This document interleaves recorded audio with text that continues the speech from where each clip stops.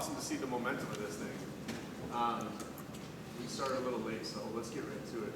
Word of prayer, please. Heavenly Father, thank you again, as always, for this beautiful morning. Thank you for the fellowship of these new men that are entering the harbor and coming to check it out and removing some of those barriers that Joe talked about, and removing some of the fear and the trepidation and uncertainty of what this group really is about. Be with our speaker today. Be with Curt and have your words and your wisdom flow through him. I know he's got a lot of cool stuff to say today. So open our hearts, open our minds, not only to what we hear and what Curt says, but what we talk about in fellowship of our small groups and small talks this morning. I want to just, again, be the light in your community. And the tagline of this group is better husbands, fathers, and spiritual leaders of our community. So continue to not have that stay here and be compartmentalized and contained in our group, but out in our community as well. We ask these things in your name. Amen. So we're going to continue down the path of tribe, service, community today, and put a lot of thought into this. Curt's going to talk about some really cool stuff today, so I don't want to take any more of your time, Curt. Without further ado, bud. So I don't know a lot of you guys, I haven't been here very long, but one of the favorite phrases that Pastor Phil shoots from the pulpit is, if you're not dead, God's not done. And that strikes a chord with me, sort of like Go Blue, or I'm not really an Alabama fan, Roll Tide. Oh, wait! I don't even know what they say in Columbus, but I'm sure it's very inspiring. So, that kind of develops a feeling of commitment or loyalty or just even a little bit of adrenaline. But when I hear, if you're not dead, God's not done, it goes a step deeper for me. For those of you who don't know, I'm a runner. I'm not a good runner. I have never run a race, and I actually very highly doubt I will even place in an age group. My only claim to fame as a runner is I finished every race I started except for one. So, boy, that didn't come through very well, but this is a picture of Shalane Flanagan when she won the New York City Marathon last year. And thankfully it's a still, because for those of you who may follow Shalane, her language wasn't very good when she crossed the line. But what that picture shows to me is this raw emotion. When she started the race, she didn't know how her body was going to respond over the course of the marathon. She didn't know how her competitors were going to do. She didn't know how hot it was going to be.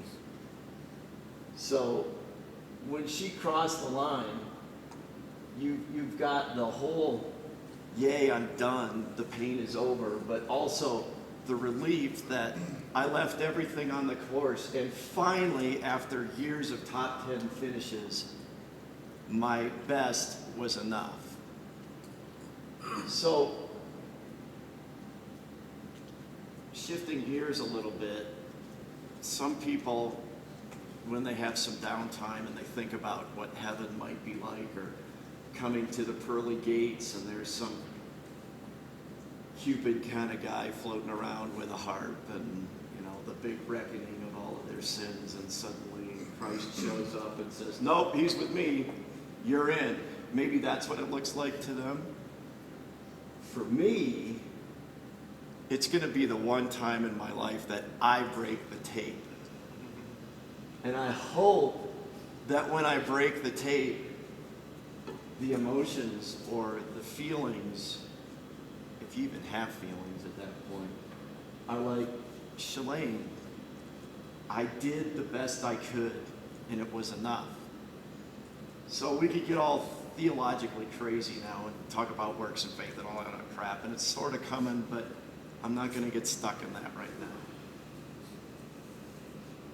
in reality, myself, I don't feel like Shalane breaking the tape. That actually is more a few moments out of every month. Most of my walk or my feeling about how I'm doing is, am I even going to make it to the tape? So as men, we tend to see things as, this is what I need to do, and I'm going to do it myself, and it's going to be okay, and oh, by the way, when I fail, it's all going to be inside and on me. But what if it could be different? What if there was a better way? God still wants our individual efforts, but that's not really how He created us. That's not really where we're our strongest. That's not really how we're most effective.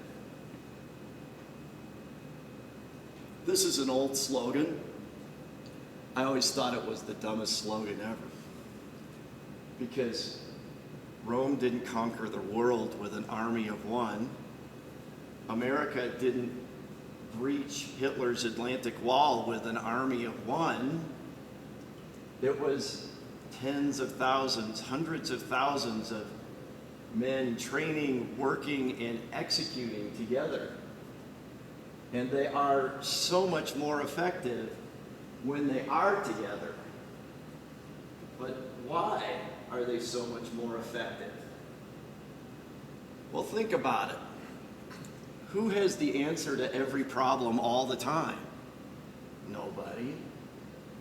But I bet 7 people, or 5, or 20 are going to be able to develop effective answers more often and more completely than one. Same with problem solving. What about your schedules? Who can make every single event all the time? But if you're in a group that commits to do something and you can't make it because you're out of town, there's going to be several other people who can. So a group is more effective than a single individual person. And then there comes the issue of skills and abilities. The last time I talked was roughly a year ago, when we talked about how I severed my hand trying to do woodworking. Maybe that's not one of my skills and abilities. Maybe it is.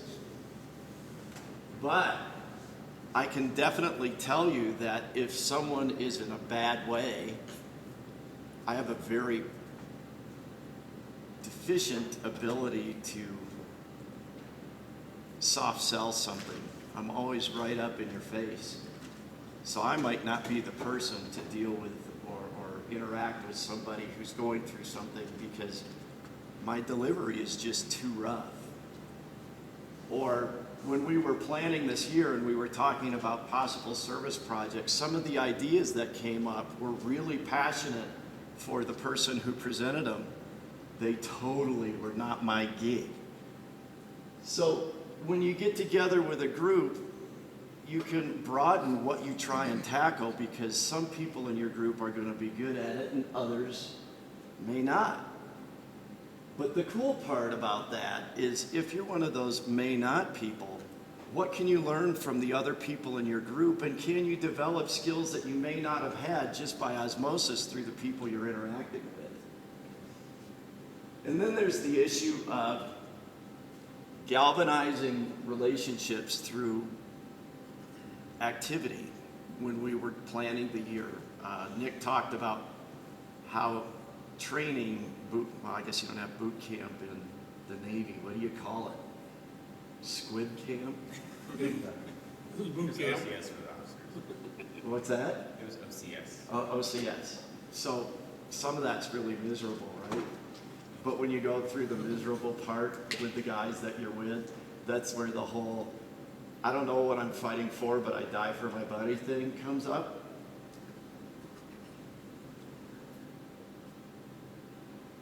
So then, okay, I see where you're going with this, Curt. We should get together and work as groups. But why, right? And one of the greatest promises that I've always found in my life is this particular verse.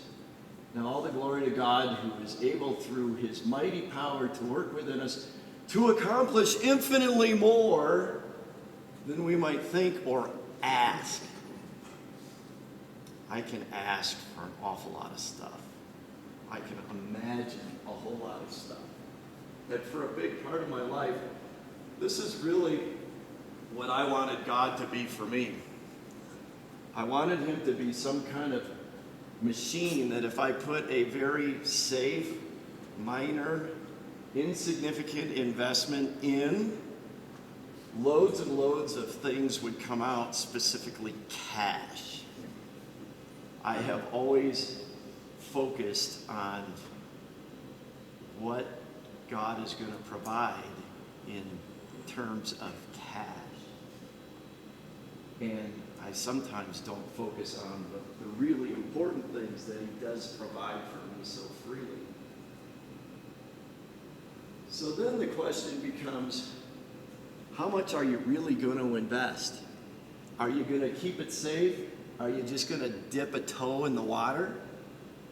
Or are you ready to jump in without reservation and let the current take you to wherever you want, or wherever the current, or in this case, God's plan, power, and grace wants you to go? So then comes the question, well, all right, you sold me, maybe, but let me think about it a while. I'll decide if I want to do this or not. And if you're serious about it, in specifically James, if you haven't ever spent any time in the book of James, you really should, because he's kind of like me. He doesn't mince any words. He puts it right where it needs to be. And in speaking to the men in this room, I think we're all very significantly blessed, not only with cash, but with family and support groups. So with all that we've been blessed, if we talk about the needs of the community and what we should do, but then don't do it, what good are we? So then ultimately the question becomes not if I'm going to serve, but when and how. So because I had a busy week this week, and because we all enjoyed getting to know each other a little bit, I didn't even fill my whole time slot. And the questions didn't come through. So the table talk or the questions to get table talk started, if I can remember them. One of them is it's a rote question back from when I was 5 years old, and it's such a church question, but it's a good exercise to do in spite of its stereotypical, nuance, and that is, what blessings have you been overlooking? Do you focus on cash? Or what ways are, in non-cash ways, is God blessing you? Whether that's, your home life or any other ways. And then the other thing, since we're talking about developing groups and we're talking about service and we're talking about the fact that it's something that we're called to do, what are the skills in your small group? Let's do a skills inventory. What are the guys that you're talking to really good at? And that's all I got to say about that. Thank you, Curt. So I think most of you either were here last week, maybe if it's the first time for you. It's like kind of like the general flow of the group is to do just that, like have a little bit of like a discussion and a talk kind of in the beginning, and then really to roll into table talk. I feel like that's where there's just a lot of growth and development amongst us in our own little communities at the tables and just in this group, is that we get the opportunity to kind of talk and discuss questions. And so those are great questions. Like, what are some of the blessings you're overlooking? I think even Joe said last week, he kind of told that little, I don't know, kind of joke/story of a guy who's like alone in the ocean, right? And he's like praying for God to save him, and he sends a boat, or a boat comes by and he waves the boat off, and a helicopter comes by and he waves them off, because he's like waiting for God to do something like super miraculous.